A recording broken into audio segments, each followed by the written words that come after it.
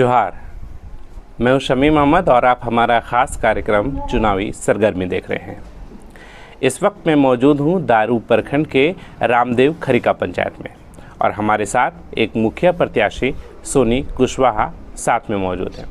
मैं इनके बारे में बता दूं कि सामाजिक क्षेत्र में इनका अहम योगदान रहा और बीते कई वर्षों से समाज के लिए लगातार काम करते आए हैं। तो आइए सीधे जुड़ते हैं और इनके मन में जो समाज के प्रति काम करने का जो जज्बा है वो हम जानने की कोशिश करते हैं कि क्या है और किस तरीके से समाज के हाशिए पर खड़े लोगों के लिए ये मदद कर पाएंगे। सबसे पहले मैम आपका बहुत बहुत स्वागत है।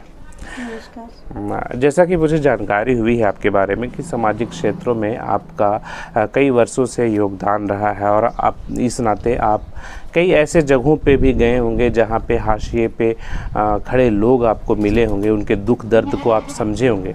तो सबसे पहले चुनाव से हटके मैं ये बात कर लूँ कि किस तरीके की परेशानी जो है आज आम लोग झेल रहे हैं और उनकी समस्याओं का जो हल है वो मूलतः आपको क्या दिखता है? मैं जहाँ तक देखी हूँ हमारे क्षेत्र क्या आप लगभग झारखंड के हर क्षेत्र में आपको ये चीज़ नज़र आएगा कि जो बिल्कुल गरीब तबके के लोग हैं जिनके पास पैसा नहीं है भ्रष्टाचार के लिए, अगर कोई वृद्धा पेंशन बनाना पड़ता है, एक 95 साल के वृद्ध से हम मिले, देख के मुझे इतना ही आहत हुआ कि वो उठ के बैठने के योग्य नहीं थे, पर फिर भी उनके पास वृद्धा पेंशन नहीं है। क्यों नहीं है? तो उनको पेंशन बनाने के लिए एक्स्ट्रा पैसा उनके पास है नहीं। ये बहुत दुख होता है देख के। एक विधवा महिला से हम मिले जिनके पास जो डेल्टा प्लस जो हमारा चल रहा था, जिसमें लोग मर रहे थे रोज़, उस समय उस औरत की ऐसी स्थिति थी, हाँ, कि 3-3 बच्चे उसके साथ में थे, पर उन बच्चों को खिलाने के लिए भोजन तक नहीं था उनके पास, ना ही राशन कार्ड था, ना ही विधवा पेंशन अवेलेबल था कि उसे कुछ पैसे का राहत मिल जाए। और इतने गरीब तबके के लोगों के पास कोई पहुंचने वाला नहीं होता है। एक नेता जो होते हैं, एक उम्मीदवार जो होते हैं, वो बस गांव के कुछ लोग को पकड़ते हैं, बोलते हैं देखो यार चुनाव जीतना है, इतना दारू इतना मुर्गा व्यवस्था करवा दे रहे हैं, तुम सबको खरीद लो। यही होता आया है। और जब चुनाव जीत जाते हैं उसके बाद उनकी सूद-बूद लेने वाला कोई भी नहीं बचता है। वो गरीब लोग जहाँ के तहाँ ही रहते हैं। मतलब ये बातें जो है आप अनुभव के आधार पर कर रही हैं या सुनने के आधार पर कर रही हैं या ऐसा आप कहीं देखे हैं? ऐसा ये मेरा खुद का अनुभव है। हम हर एक क्षेत्र में गए हैं, ग्रामीण से ग्रामीण क्षेत्र में जाके एक एक घर के लोग, जिस घर में एकदम ही गरीब लोग हैं, जहाँ की बैठने के लिए एक पीढ़ा तक व्यवस्था नहीं है, वैसे वैसे घरों में हम जाके बैठे हैं। उनकी जो भी यातनाएं हैं वो हम सुने हैं, उनका प्रॉब्लम सुने हैं। जहाँ तक हमको महसूस हुआ कि इस क्षेत्र में एक ऐसे उम्मीदवार की ज़रूरत है, एक ऐसे मुखिया की ज़रूरत है जो ज़मीनी स्तर से काम कर सके, जो गरीब के एक भूखे पेट से जो रहते हैं, भूखा पेट सोते हैं, उनकी दुविधा सुनने के लिए एक मुखिया की ज़रूरत है, ना कि भ्रष्टाचारी मुखिया लोगों की ज़रूरत है। अच्छा, एक बात बताइए, जब त्रिस्तरीय पंचायत चुनाव 2010-11 की अगर मैं बात कर लूँ तो उस वक्त मुझे जो जानकारी मिली वो आप बतौर वार्ड सदस्य भी सेवा दे चुकी हैं। फिर 2015 में आपने जो है वो पंसस के लिए अपनी दावेदारी पेश की थी। कहाँ चूक रह गई थी और अब फिर मुखिया? उस समय वहाँ चूक रह गई थी जो उस समय मुझे बहुत बड़ी कमी खली, अपने आप में एक कमजोरी लगी, है ना, कि मेरे पास भ्रष्टाचार का पैसा नहीं था। यहाँ महिला सीट होते हुए भी पुरुषों का वर्चस्व था। जिनके पास पैसा था वो समाज को पैसे से खरीद लिए। ये बहुत मेरे लिए बहुत दुखदाई था। हम इस बात को सोच के आहत थे कि आज फिर पैसे और दारू के पीछे लोगों का नज़रिया बदल गया। मेरे पंचायत का दुर्भाग्य था कि मेरा चुनाव नहीं हो पाया।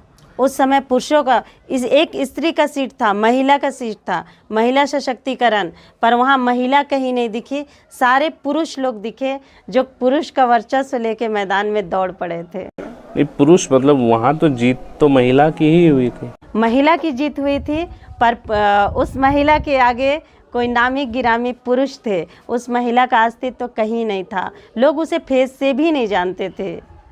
बस पुरुष के वर्चस्व से ये जीत हुई थी। बस उस समय मुझे एक लगा कि सही कहावत है, हमारे पुरखों ने जो कहावत कही है कि 10 भेड़िया मिलके एक शेर का शिकार कर लेते हैं। नहीं, लेकिन जो मैम, मैं एक यहाँ पे थोड़ा सा इंटरप्ट आपको करना चाहूँगा। अभी हम लोग भी घूम रहे हैं, लोगों के बीच जा रहे हैं, लोगों की समस्याओं को सुन रहे हैं। हम लोगों को कई जगह पे ऐसा देखने को मिला जहाँ पे प्रत्याशी अच्छे हैं, प्रत्याशी ईमानदार है, प्रत्याशी नेक सोच का है। तो वैसे लोगों को वहाँ के जो आम लोग हैं वो काफ़ी उनमें दिलचस्पी भी दिखा रहे हैं और काफ़ी उनका साथ भी लोग दे रहे हैं। दरअसल वो ये कहना चाहते हैं कि कई बार ऐसा होता है कि हम लोगों के पास ऑप्शन नहीं होता है, हम लोगों को जो है इन्हीं 3-4 में चुनना होता है। लेकिन जैसे हमें एक अच्छा ऑप्शन मिलता है, एक अच्छा विकल्प मिलता है, एक अच्छे व्यक्ति की तलाश होती है जैसा हम लोग चाहते हैं, अगर ऐसा मिलता है तो हम लोग उसका भरपूर सहयोग करते हैं। और कई जगहों पर हमारी पूरी टीम अभी घूम रही, तो कई जगहों पर हम लोगों ने इस चीज़ को महसूस भी किया। लेकिन आप सीधे तौर पर समाज के बारे में जो बातें बोल रहे हैं, वो मुझे लगता है कि हो सकता है कि कुछ लोग ऐसे हों, बट समाज आज भी एक अच्छे प्रत्याशी की तलाश करता है, जनप्रतिनिधि की तलाश करता है। ये अलग बात है कि हो सकता है कि आप अपनी बातें उन तक नहीं पहुंचा पाए हों या आप उन तक नहीं पहुंच पाई हों। क्या लगता है आपको? ये लगता है, उस समय मेरा 2015 में बहुत भयानक एक्सीडेंट हुआ था और हम चलने से थोड़ा सा असमर्थ थे। इसके चलते हम पूरा क्षेत्र शायद भ्रमण न कर पाए हों, क्योंकि मेरा पैर बिल्कुल टूट चुका था। उस समय एकदम मेरा आत्मसम्मान टूट सा गया था, यानी खुद से, यानी थोड़ा सा अपना जो पावर होता है वो एकदम अंदर से हम टूट चुके थे। मुझे ये विश्वास नहीं हो रहा था कि हम कुछ अच्छा कर पाएंगे, क्योंकि हम चलने से असमर्थ थे। उस समय लोगों में ये भ्रम पैदा किया गया चुनाव मुद्दा में, जो चुनावी मुद्दा होता है उस समय लोग कुछ भी ऐसा अफवाह फैला देते हैं। तो उस समय ऐसा हुआ था कि चुनाव से 3 दिन पहले बहुत ज़्यादा ही पेन हमको हो गया था पैर में, क्योंकि बहुत नज़दीकी समय में मेरा एक्सीडेंट हो चुका था। यहीं पर खड़े थे हम रोड के किनारे, गाड़ी मुझे मार दी थी, मेरा पैर 2 टुकड़ा हो गया था। उस समय ये अफवाह फैल गया था कि सोनी कुशवाहा बैठ चुकी हैं। अच्छा। ये एक अफवाह सा फैला दिया गया था, तो लोगों में भ्रम पैदा हो गया, अरे वो बैठ गई तो अब हम कौन सा कैंडिडेट चुने। ये हो सकता है, इसीलिए मैंने बोला कि जनता हमेशा अच्छे की तलाश में रहती है और उन्हें जैसे विकल्प मिलता है तो उनको वो आड़े हाथों भी लेती है। और इस राजनीतिक दाव पेच से शायद एकदम अनभिज्ञ थे। हमको इतना बारीकी से नहीं महसूस था कि हम अगर 2 दिन घर में रहते हैं तो मेरे लिए इतना बड़ा सवाल उठा दिया जाएगा। कहीं ना कहीं ये चीज़ खला था। मतलब अब इस बार पूरी तैयारी के साथ, पूरे जज्बे के साथ, पूरे ताकत के साथ। चलिए अब हम आते हैं, आप बतौर मुखिया प्रत्याशी लोगों के बीच जा रहे हैं, तो सबसे पहले मुझे ये बताइए कि जो आम लोगों के बीच आप जा रहे हैं, आप लोगों से बातें कर रहे हैं, तो 2 चीज़ें हम आपसे समझना चाहेंगे। सबसे पहले तो बतौर समाज सेवी आप मुझे यहाँ की मूल समस्या जो मैंने पहले भी पूछा था वो पूरी तरीके से बात आ नहीं पाई, तो वो चीज़ें मुझे बताइए। और उनकी जो बात है, उनका जो दर्द है, उन पर मरहम लगाने का काम आप कैसे कर पाएंगी? मेरी कोशिश रहेगी, अगर मैं मुखिया पद से अगर विजय हो जाऊं तो मेरी कोशिश रहेगी कि सबसे पहले जो हमारे नवयुवक हैं, जो बच्चे जो यहाँ से हजारीबाग का सफ़र तय करते हैं एक लाइब्रेरी ज्वाइन करने के लिए, सबसे पहली प्राथमिकता रहेगी इस पंचायत में कहीं लाइब्रेरी की व्यवस्था करवाना, जिसमें बच्चे एकदम छोटा छोटा सा अमाउंट देके 10 रुपया मंथली देके यहाँ पर पढ़ाई का पूरा भरपूर मदद ले सकें। और इसमें पूरा सहयोग रहेगा मेरा, जहाँ तक कि लाइब्रेरी से लेके बुक तक अवेलेबल करवाना। जो बच्चे हमारे कंपटीशन में बैठते हैं, ये तो हमारा कृषि बहुल क्षेत्र है, लोग बहुत मेहनत से, कड़ी मेहनत करके अपने बच्चों को भेजते हैं हजारीबाग पढ़ने के लिए कि मेरा बच्चा जाएगा। तो बहुत सारे बच्चे ऐसे हैं कि यहाँ पढ़ाई का माहौल नहीं है, वो सारे बुक अवेलेबल नहीं हैं जिनसे वो कंपटीशन का तैयारी कर पाएँ। तो इसके लिए मेरी पूरी कोशिश रहेगी कि वो सारे किताब उनको अवेलेबल करवाना, लाइब्रेरी में एक शांत माहौल यहाँ पैदा करना, जिसकी कमी से बच्चे हमारे सारे हजारीबाग अभी जा रहे हैं। उनका किराया ही इतना लग जाता है, जितना वो लाइब्रेरी में फ़ीस देते होंगे उससे चौगुना हमारा किराया लगता है। क्योंकि जनता जान रही है, ये हम लोगों से अनभिज्ञ नहीं है कि पेट्रोल का दाम इतना बढ़ चुका है कि एक यात्रा भत्ता भी उन लोगों के लिए बहुत मुश्किल है। जितना पढ़ाई का फीस नहीं लगता उतना उनको यात्रा भत्ता व्यय करना पड़ता है। प्लस 2 घंटा हजारीबाग जाने आने में हमारा टाइम वेस्ट होता है। अगर यहाँ वो लाइब्रेरी माहौल अगर पैदा कर दिया जाए तो बच्चे लोग का कम से कम 2 घंटा टाइम बचेगा। एक आर्थिक जो स्थिति है उससे उनको थोड़ा सा मजबूती मिलेगी, है ना। बच्चे यहाँ भी अगर अपने खेत में भी काम कर रहे हैं तो 2 घंटा सुबह से शाम कभी भी निकाल के वो प्रतियोगिता परीक्षा के लिए अपने आप को मजबूत कर पाएंगे। ये मेरी सबसे पहली प्राथमिकता होगी। मतलब शिक्षा को लेकर के आपको लगता है कि वो अच्छा, एक चीज़ जो आपसे और भी हम जानना चाहेंगे, क्योंकि कई दर्शक इसे देखेंगे तो, और यहाँ की जो जनता है वो भी देखेगी, तो जो आपका कार्यक्षेत्र रहा है समाज सेवा के तौर पर, तो उनकी उपलब्धि अगर आप बता पाए ताकि इस के माध्यम से तमाम लोगों तक आपकी बात पहुंच जाए कि आपने बीते कई वर्षों से आप इस क्षेत्र में काम कर रही हैं, तो आपने क्या किया है, आपकी उपलब्धि क्या है? मेरी सबसे पहली उपलब्धि थी कि 2001 में जब नवभारत जागृति केंद्र संस्था यहाँ पर आई थी, जब हमारा समूह यहाँ बनना शुरू हुआ था, तो उस समय से मैं कोशिश करती थी कि सारी महिलाओं को समूह से जोड़ पाऊँ और उनको, जो महिलाएं जो जाती है साहूकार के पास, जो भी फैमिली है, महिला तो एक मुखिया है, उनके हस्बैंड एक मुखिया है घर का, तो कभी ज़रूरत पड़ती थी, पहले तो इतना ज़्यादा ही यहाँ गरीबता था, बेगारी था कि लोग थोड़ा सा भी इलाज के भी पैसे नहीं हो पाते थे, तो लोग साहूकार के पास जाते थे। तो सबसे पहली प्राथमिकता थी कि यहाँ समूह का विस्तार पूरा मैं कर पाऊँ, बिल्कुल एकदम निस्वार्थ, जिसमें कि पैसे की कोई भी इनकम वहाँ से कहीं से स्रोत नहीं था मेरे लिए। उस जगह में मैंने महिलाओं का समूह बनाया। 2003 लगभग की बात है, मेरे बच्चे छोटे छोटे थे।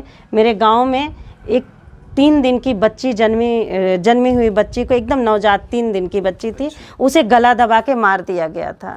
ये उसका पूरा गला ऐसे पकड़ के, है ना, उसको मारने की कोशिश की गई थी।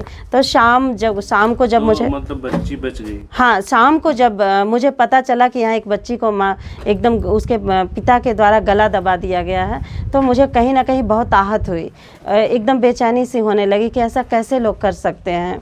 चूँकि मैं शहर की पली बढ़ी हूँ, मेरा रांची हुआ मेरा मैके, हमेशा से माँ बाप की एक शिक्षा थी कि जहाँ तक किसी का जान बचा पाओ, निस्वार्थ सेवा कर पाओ, किसी भी गरीब का भला कर पाओ, अपने से जो हो सके। तो वो शिक्षा कहीं ना कहीं काम आया। मैं अपने बच्चों को घर में छोड़ी, मेरे पास सिर्फ 20 रुपया था मेरे हाथ में, मैं वो पकड़ी, और जिनके घर में बच्ची के साथ ऐसा वारदात हुआ था, मैं गई, बस बच्ची को उठाई और आंचल से उसे ढकी, और उसकी माता को आप समझ सकते हैं, एक तुरंत जिसका प्रसव हुआ हो तो उस माता के साथ कितना दुख होगा। मैं उसको बोली सिर्फ आप मेरे साथ चलिए। एकदम शाम का टाइम था, मैं उसको गाड़ी में बैठाई और बच्ची को गोद में लेके, मुझे भी डर लग रहा था, पूरा मेरा शरीर सिहर रहा था डर से कि एक मरे हुए बच्चे को शायद मैं गोदी में लेके जा रही हूँ। फिर भी एक आशा थी, तो मैंने हिम्मत नहीं छोड़ी और उसके पैर में तलवे में दबा के देखी कि थोड़ा सा उसका नस चल रहा, तो मुझे बहुत भरोसा हुआ कि मैं इस बच्चे को बचा पाऊंगी। फिर मैं लेके गई और उसको सदर हॉस्पिटल में एडमिट करवाया, तुरंत ऑक्सीजन दिया गया, और मैं रात को बहुत मुश्किल से, यानी आज से आप 20 साल पहले चले जाइए कि यहाँ क्या व्यवस्था होगा। मैं वहाँ से आई अकेले, किसी तरह मैं घर में पहुंची। उस दिन उस बच्ची का जान बच गया। ये मेरे लिए बहुत बड़ी उपलब्धि थी, इससे बड़ी उपलब्धि मेरे लिए कुछ नहीं हो सकती है। तब से मैं सामाजिक क्षेत्र में काम करते गई। फिर कुछ दिन के लिए हस्बैंड के साथ दिल्ली चली गई 2006 में। वहाँ भी जाके मैंने बढ़ चढ़ के सामाजिक क्षेत्र में वहाँ सोशल वर्क किया, वहाँ भी मैं इन्वॉल्व रही। बच्चियों को घर से निकालना, सक्षम बनाना, उनको ब्यूटिशियन का ट्रेनिंग दिलवाना, सिलाई का ट्रेनिंग दिलवाना। खुद से घर घर जाती थी, बोलती थी दीदी आप अपनी बच्ची को जाने दीजिए। सबसे पहले तो ये चीज़ है कि पहले लड़कियों में बहुत अंतर किया जाता था, या वो झारखंड हो या बिहार हो या दिल्ली हो। दिल्ली में भी बहुत ज़्यादातर यूपी बिहार के ही लोग बसे हुए हैं, झारखंड के भी कुछ है। तो मैं वहाँ पर जाके बच्चियों को घर से निकाल के उनको ट्रेनिंग दिलवाई। आज वो बच्चियाँ लाखों कमा रही हैं। ये देख के खुशी लगती है कि जिन बच्चियों को मैं कोशिश करके घर से निकाली वो बच्चियाँ अपने पैर में खड़ी हैं। उसके बाद मैं 2016 लगभग में स्वच्छ भारत मिशन में कदम रखी। वहाँ से कदम रख के मैंने सबको ट्रेनिंग दिया, 3-3 दिन का ड्राइव चलाई, क्षेत्र ले गई उनको। क्या है गंदगी, प्राकृतिक के साथ किस तरह हम लोग छेड़छाड़ कर रहे हैं, जो प्लास्टिक हम लोग फेंक रहे हैं उससे हमारे वातावरण को कितना कष्ट हो रहा है। जो पर्यावरण है, जो हम लोग धरती को माँ मानते हैं, उस धरती माँ को हम लोग खुद से कितना नुकसान पहुंचा रहे हैं, ये मैंने बारीकी से उनको सिखाया। यहाँ से फिर मेरा सिलेक्शन कटिहार के लिए हो गया। 2018 में स्वच्छाग्रह से सत्याग्रह एक मुहिम चलाया गया था। हमारे डीसी थे रवि सर उस समय, उनके योगदान से हम लोग, उनके मदद से हम लोग यहाँ से कटिहार तक का सफ़र तय किए। गांव गए, 12 दिन का ड्राइव चलाएं। ऐसे ऐसे गांव में गई जहां की बिल्कुल जो बांग्लादेशी जो प्रवासी हैं, वो जो मोहल्ला बना के वहाँ के मुस्लिम रहते हैं, जहाँ से एक औरत घर से नहीं निकलती थी, वैसे जगह में गई।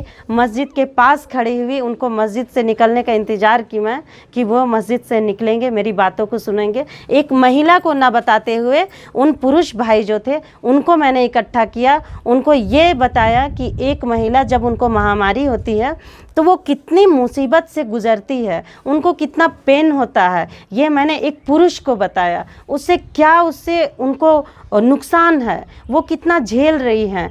और एक कपड़ा से सैनिटरी पैड का जो सफ़र होता है वो उनको मैंने तय करवाया और पुरुष को समझाई। इसीलिए समझाई कि अगर हर घर के पुरुष अगर ये समझ जाएंगे तो एक स्त्री का जीवन जीने में थोड़ा सा आसानी हो जाएगा। थोड़ा नहीं, बहुत आसानी हो जाएगा। और समाज में इस तरह की जागरूकता की आवश्यकता भी है। बहुत अच्छा लगा। वहाँ के जो भी भाई लोग थे मेरी बातों को बहुत ध्यान से सुने, बहुत प्रभावित हुए और ये बताएं भी कि दीदी आज तक हमें ये बात कोई नहीं बतलाने आया और इतना जागरूक हम लोग कभी नहीं। चलिए, ये तो बहुत अच्छी बात है कि समाज को आप जागरूक भी कर रहे हैं, समाज के लिए काम भी कर रहे हैं। वहाँ से आने के बाद डीसी सर के द्वारा मुझे पुरस्कृत भी किया गया, प्रशस्ति पत्र देकर कि आपका उत्कृष्ट कार्य रहा यहाँ पर।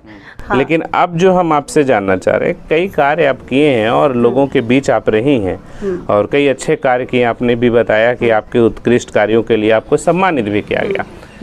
अगर आप पर जनता इस बार भरोसा कर लेती है, आप मुखिया बन जाते हैं, क्या बदल जाएगा मेरा समाज कुछ बदल जाएगा। मेरी कोशिश ये रहेगी यहाँ से जितना भ्रष्टाचार हो रहा है, एक आवास के लिए, एक वृद्धा पेंशन के लिए, राशन कार्ड के लिए, मेरी कोशिश रहेगी कि वो भ्रष्टाचार पहले ख़त्म हो। और दूसरी कोशिश, वो उस कोशिश के पहले ये कोशिश रहेगी कि जो अभी गलत तरीके से आवास का आवंटन हो रहा है, मैं अभी क्षेत्र में घूम रही हूँ, पहले भी घूमी हूँ, हमेशा से लगभग 15 साल से एकदम घूम ही रही हूँ। तो मैंने ये महसूस किया है कि जो लोग बेसहारा हैं, जो गरीब हैं, उनका आवास अभी भी चू रहा है पर उनको अभी तक आवास नहीं मिला है। जिसे पहले से आवास मिला हुआ, जिनके छत के मकान हैं, उन्हीं को आवास दिया जा रहा है सिर्फ 15 से 20 हज़ार के लोभ लालच में।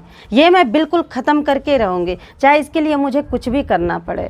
मैं अपने समाज को थोड़ा सा आगे बढ़ाने का कोशिश करूँगी, उनके मन में विश्वास पैदा कर पाऊँगी कि बिना पैसा का भी हमारे समाज में काम होता है, सरकारी योजना मिलती है बिना पैसा दिए हुए, ये मैं महसूस कराऊँगी। चलिए, चलते चलते अपने दर्शकों को और ख़ास करके यहाँ की जनता को अगर संदेश देना चाहते हैं ताकि कोई भ्रम की स्थिति नहीं रहे और वो एक अपने जो लोकतंत्र की प्रक्रिया है, जो अधिकार है, उस अधिकार का वो सही प्रयोग कर पाएँ, तो सीधा संदेश अगर आप देना चाहेंगे तो क्या देंगे?